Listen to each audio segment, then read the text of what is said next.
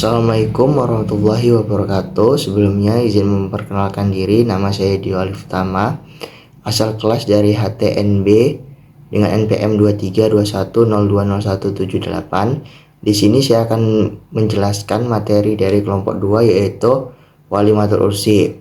Yang pertama ada pengertian dari Walimatul Ursi. Walimatul Ursi adalah hidangan makanan yang berkaitan dengan proses berlangsungnya nikah.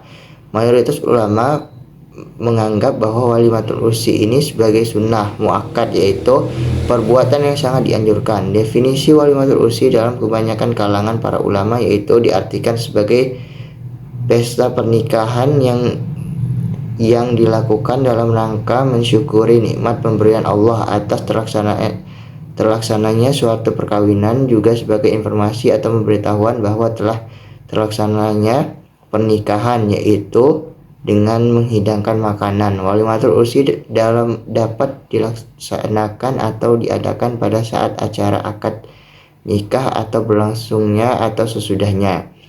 Dasar hukum walimatul ursi. Walimatul ursi merupakan mata rantai dalam pembahasan nikah, juga mempunyai aspek-aspek hukum dalam pelaksanaannya.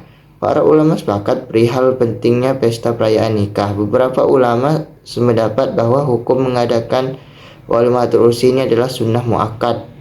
Dasar hukum yang mengatakan bahwa walimatul ursi adalah sunnah yang berdasarkan hadis yang diriwayatkan oleh Imam Bukhari dan Muslim dari Anas bin Malik radhiyallahu anhu, sesungguhnya Nabi Muhammad melihat bekas kalung pada Abdurrahman bin Auf. Kemudian beliau bertanya, "Apa ini?" Dia menjawab, "Saya telah menikahi seorang wanita dengan mas kawin emas sebiji kurma."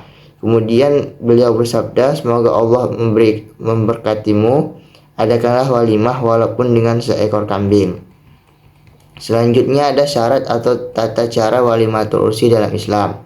Yang pertama, tempat duduk antara tamu laki-laki perempuan harus terpisah agar tidak terjadinya fitnah, karena dalam Islam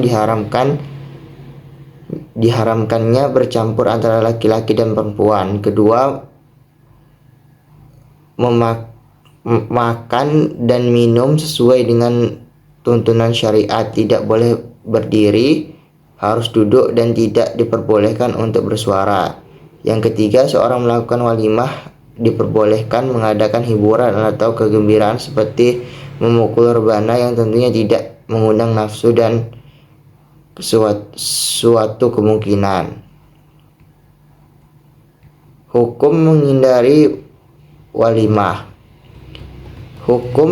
Terdapat perbedaan pendapat ulama fikih tentang hukum menghindari walimah bagi orang yang mengundang. Abdul Aziz dalam ensiklopedi umat Islam menerangkan bahwa menurut ulama mazhab Hanafi, menghadiri walimah itu hukumnya sunnah, karena seluruh hadis yang berbicara tentang undangan yang menghadiri walimah menurut mereka bersifat anjuran saja, bukan perintah wajib. Akan tetapi menurut jumhur ulama bahwa orang yang sudah diundang untuk menghadiri acara walimatul ursi adalah wajib hukumnya untuk menghadiri. Pernyataan ini didukung oleh Taqiyuddin Abu Bakar. Jika kami mewajibkan walimatul ursi, maka memenuhi undangan adalah wajib, dan jika kami tidak mewajibkan walimatul ursi, maka memenuhi undangan tetap hukumnya wajib. Menurut pendapat yang rajih serta telah merajihkan ulama Irak dan Ruyani. Selanjutnya ada hikmah walimatul ursi. 1. Merupakan wujud rasa syukur kepada Allah. Kedua, tanda penyerahan anak perempuan kepada suami dari kedua orang tua. Yang ketiga, sebagai pemberi pertanda bahwa resminya akad nikah. Yang keempat, sebagai tanda dimulainya kehidupan baru bagi suami dan istri. Yang kelima, sebagai pengumuman atau pemberitahuan kepada masyarakat bahwa telah resminya menjadi seorang suami istri.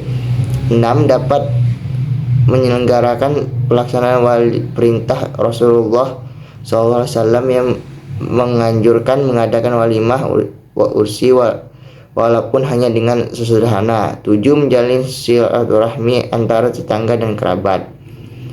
Selanjutnya itu kesimpulan.